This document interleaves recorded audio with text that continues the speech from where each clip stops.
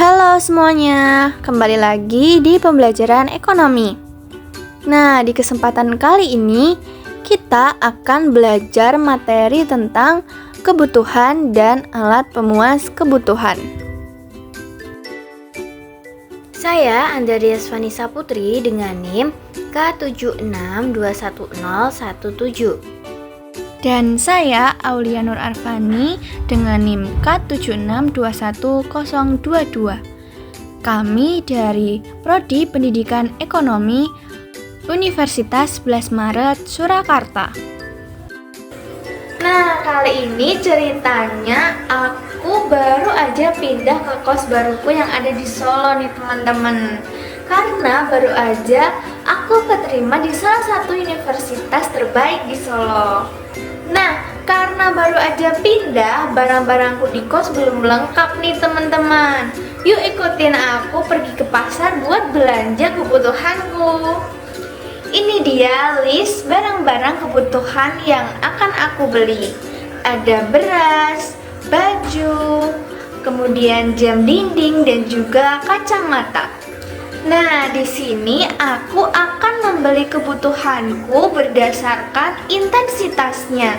Ini artinya aku membeli kebutuhanku sesuai dengan urutan kepentingannya, mulai dari kebutuhan primer, sekunder, dan juga tersier. Yang pertama, aku akan membeli kebutuhan primerku karena kebutuhan primer adalah kebutuhan untuk mempertahankan kelangsungan hidup manusia. Jadi, kebutuhan primer ini merupakan kebutuhan yang paling penting ya, teman-teman. Nah, apabila tidak terpenuhi, maka kelangsungan hidup manusia akan terganggu. Nah, kebutuhan primer sendiri itu ada 3 jenis, yaitu sandang, pangan, dan juga papan.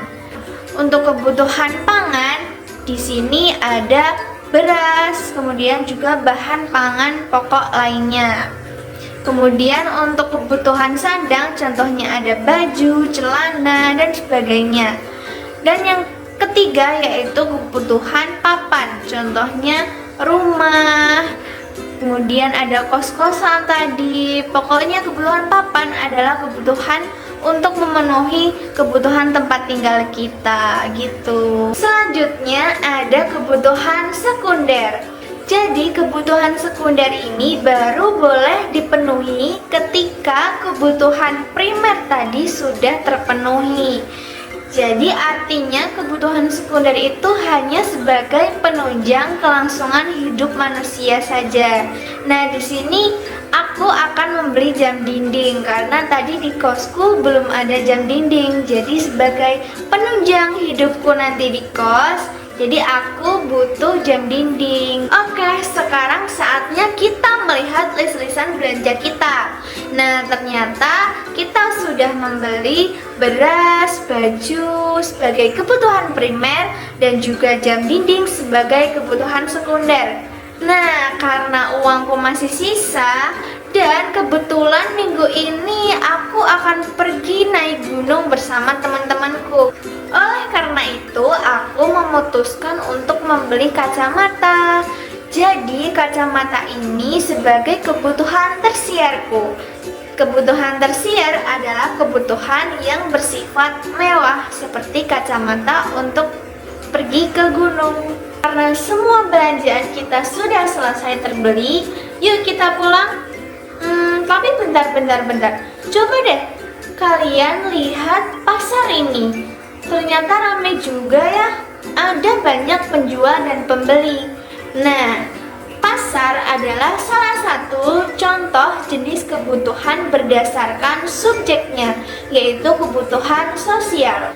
Lihatlah jalan raya ini, banyak juga ya kendaraan yang melintas di sana. Nah, jalan raya juga merupakan salah satu contoh kebutuhan sosial. Jadi, kebutuhan sosial adalah kebutuhan yang dapat digunakan dan dimanfaatkan oleh banyak orang. Sebelum pulang, ternyata tadi ayahku berpesan untuk membelikannya cangkul. Nah, sekarang aku mau mampir dulu nih ke toko cangkul. Ayahku ini seorang petani, jadi ia membutuhkan cangkul untuk bertani. Nah, cangkul ini merupakan kebutuhan individu ayahku. Jadi, kebutuhan individu adalah kebutuhan pribadi masing-masing orang. Artinya, setiap individu memiliki kebutuhannya masing-masing dan berbeda-beda. Seperti contoh, ayahku seorang petani, jadi ia membutuhkan cangkul. Berbeda denganku seorang pelajar yang membutuhkan alat tulis. Di perjalanan pulang, ibuku telepon. Ibuku memintaku untuk membelikannya obat karena kepalanya sedang pusing. Nah, ini merupakan salah satu contoh jenis kebutuhan berdasarkan waktunya, yaitu kebutuhan sekarang. Nah, kenapa ya kebutuhan tadi dikatakan sebagai kebutuhan sekarang? Karena kebutuhan sekarang adalah kebutuhan yang tidak dapat ditunda lagi dalam pemenuhannya. Jadi seperti contoh tadi, ketika ibuku sedang sakit, jadi harus segera dikasih obat. Seperti contoh lain, ketika temanmu merasa dahaga atau sedang merasa haus, maka harus segera dibeli minum. Nah, aku akan membeli obat ibuku sekaligus aku akan mengurus asuransi kesehatanku. Nah, asuransi kesehatan ini merupakan salah satu contoh kebutuhan berdasarkan waktunya, yaitu kebutuhan yang akan datang. Contoh lain kebutuhan yang akan datang seperti investasi, kemudian tabungan pendidikan. Jadi, kebutuhan yang akan datang adalah kebutuhan yang bisa kita gunakan dan manfaatkan ketika di masa mendatang dan di waktu yang tepat. Seperti contoh tadi ada tabungan pendidikan. Jadi tabungan pendidikan itu nanti bisa kita gunakan dan kita manfaatkan di masa mendatang dan di waktu yang tepat, seperti saat pendaftaran sekolah. Jadi ketika pendaftaran sekolah kita sudah punya tabungan pendidikan. Begitu pula seperti contoh asuransi kesehatan yang aku buat tadi. Meskipun hari ini aku tidak sakit, tapi hari ini aku sudah membuat asuransi kesehatan. Nah, asuransi kesehatan itu nanti akan berguna dan bermanfaat ketika di waktu yang tepat di masa mendatang.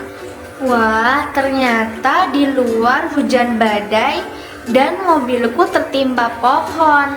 Jadi sekarang aku harus segera menserviskan mobilku. Nah, hal ini merupakan salah satu contoh kebutuhan berdasarkan waktunya, yaitu kebutuhan tak terduga. Kebutuhan tak terduga ini harus kita penuhi ketika terjadi sesuatu yang sifatnya secara tiba-tiba dan tidak terduga. Jenis kebutuhan berdasarkan waktunya yang terakhir yaitu kebutuhan sepanjang waktu. Jadi kebutuhan sepanjang waktu ini adalah kebutuhan yang tidak terbatas dalam pemenuhannya. Contohnya beribadah, menuntut ilmu. Jadi kan beribadah, kemudian menuntut ilmu itu kan sifatnya secara terus-menerus dari kita masih kecil sampai kita tua, itu masih tetap kita lakukan. Oh iya, karena aku minggu ini akan pergi naik gunung, jadi aku akan menyiapkan fisikku dengan berolahraga. Nah, olahraga ini merupakan salah satu contoh jenis kebutuhan berdasarkan sifatnya, yaitu kebutuhan jasmani. Kebutuhan jasmani adalah kebutuhan yang bisa dirasakan oleh fisik dan jasmani kita. Salah satu contoh lain kebutuhan jasmani seperti dengan makan makanan yang sehat, makan makanan yang bergizi demi kebugaran jasmani kita. Nah, kebutuhan berdasarkan sifatnya ini ada dua. Selain kebutuhan jasmani, ada juga kebutuhan rohani. Contohnya beribadah dan juga kasih sayang keluarga.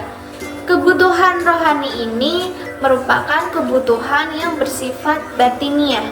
Jadi ini sifatnya tidak terlihat secara fisik, namun kita bisa merasakan manfaatnya.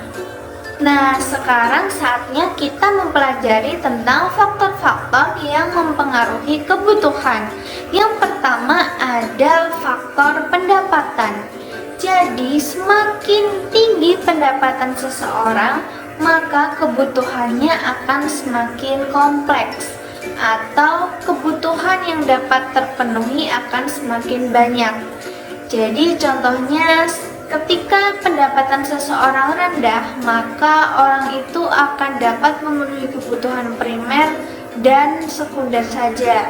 Tapi ketika pendapatan seseorang itu naik dan tinggi, maka kebutuhan yang dapat ia penuhi bisa jadi kebutuhan primer, sekunder, dan bahkan tersier bisa ia penuhi juga. Jadi semakin tinggi pendapatan, maka semakin banyak kebutuhan yang dapat ia penuhi. Faktor yang kedua yaitu pendidikan.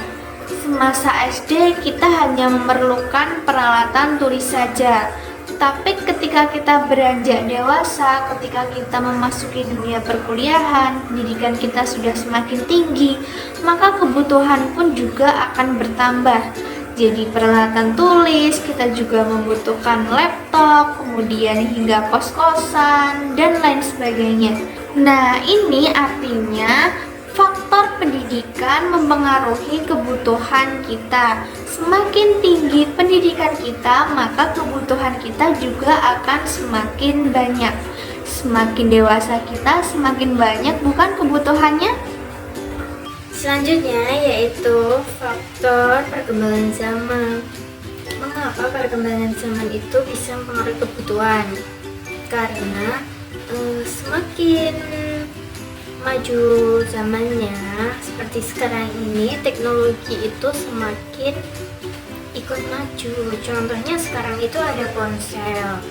Nah, contoh dari ponsel ini merupakan kebutuhan sekunder karena hanya sebagai penunjang saja. Tetapi bagi sebagian orang, ponsel itu bisa menjadi kebutuhan primer karena menjadi barang pokok. Contohnya pada ojol, misal ojol itu bisa Gojek, Grab, Shopee Food gitu.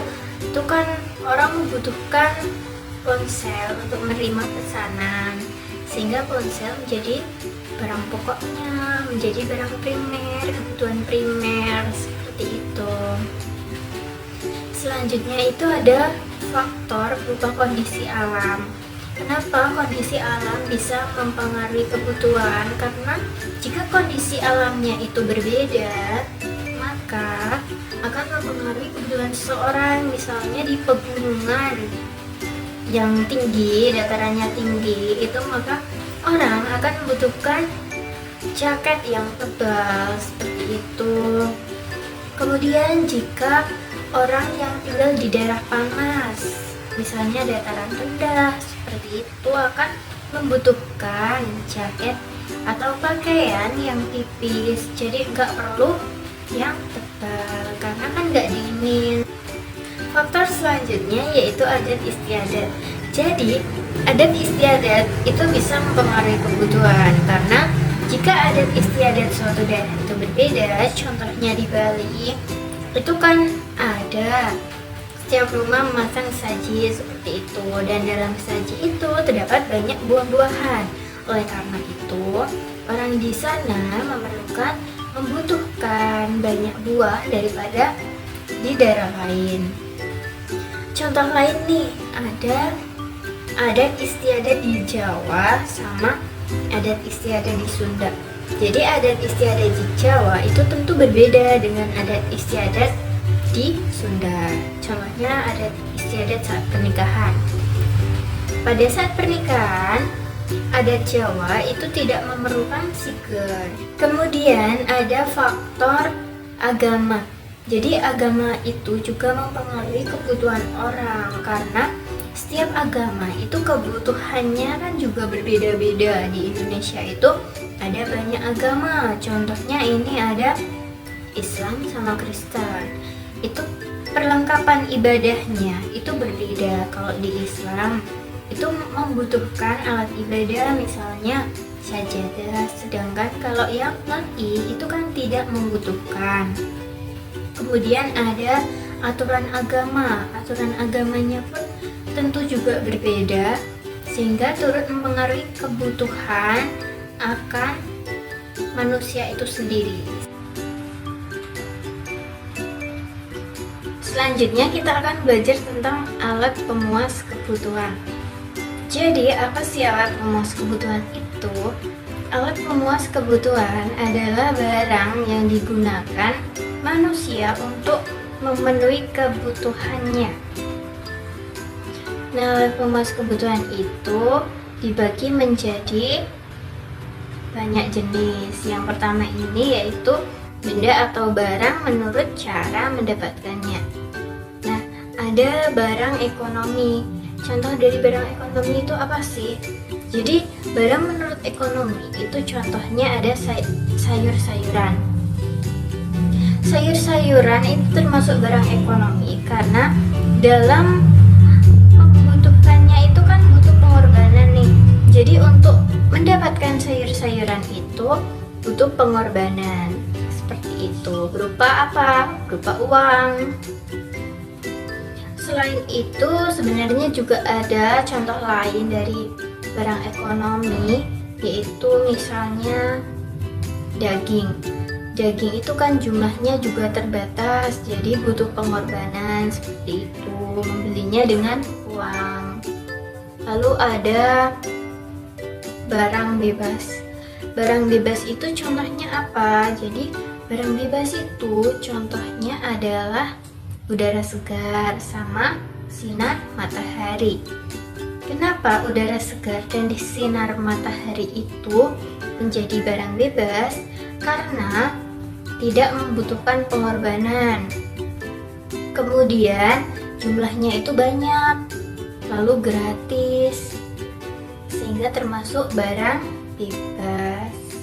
Selanjutnya itu ada barang ilit. Jadi barang ilit itu kalau jumlahnya sedikit akan bermanfaat, tetapi kalau jumlahnya banyak akan merugikan. Nah, contohnya itu apa? Contohnya air.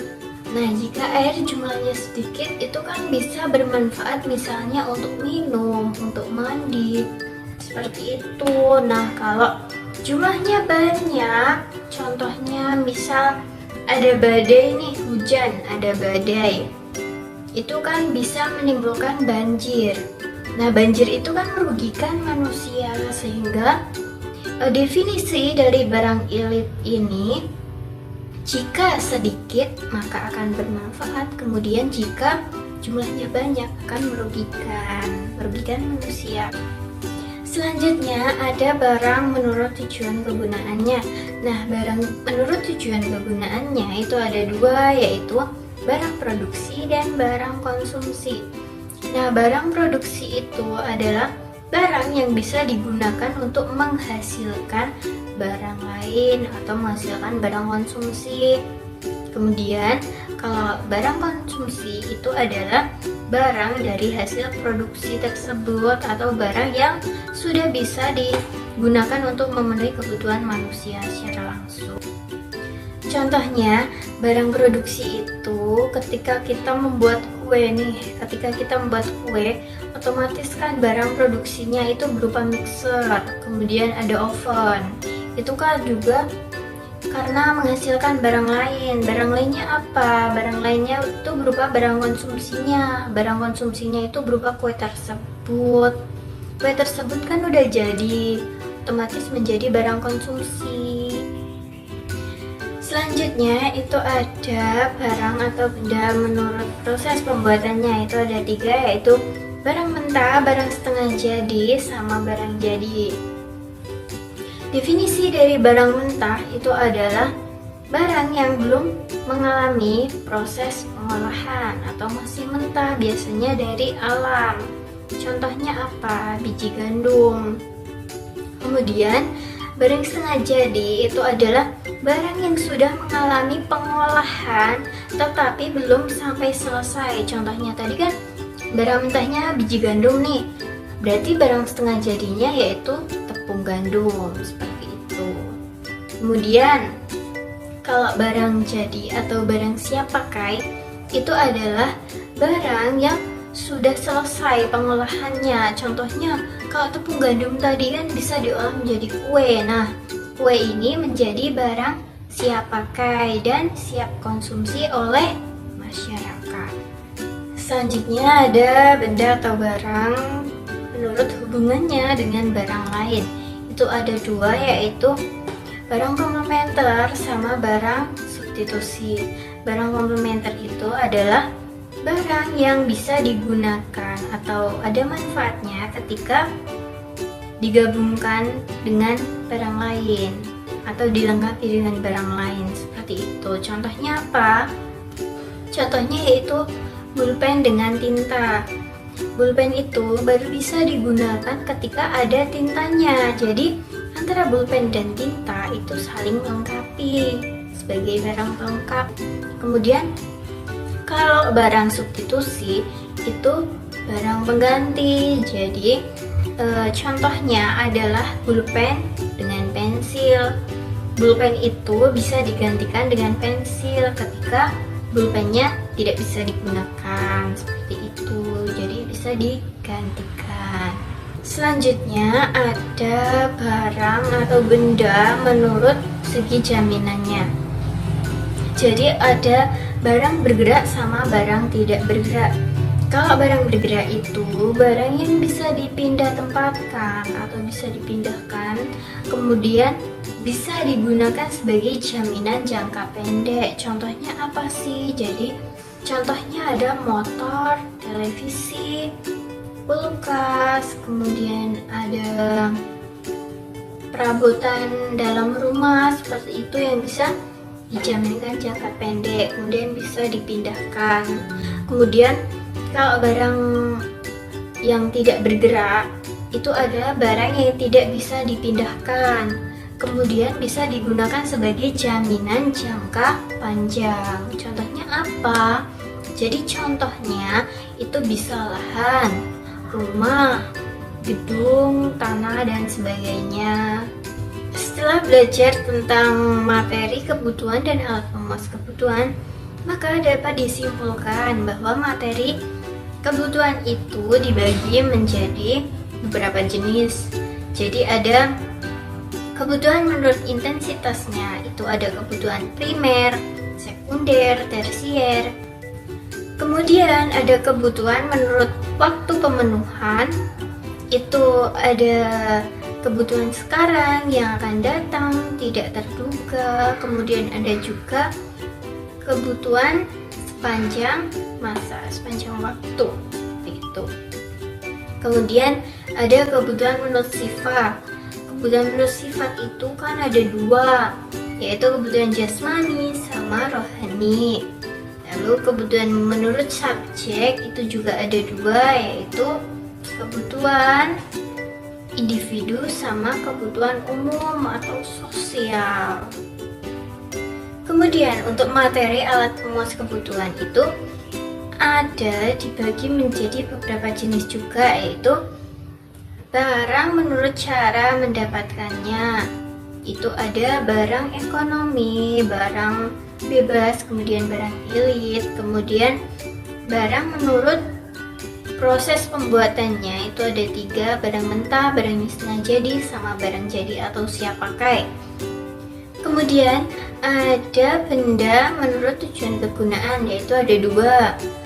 Apa aja tadi? Jadi ada benda atau barang produksi sama barang konsumsi. Kemudian ada juga benda yang menurut hubungan dengan benda atau barang lain. Itu contohnya ada barang komplementer sama barang substitusi. Yang terakhir yaitu ada benda atau barang menurut segi jaminannya, itu dibagi menjadi dua, yaitu benda apa aja. Jadi ada barang bergerak sama barang tidak bergerak. Terima kasih yang sudah menyaksikan video ini. Semoga bermanfaat dan see you.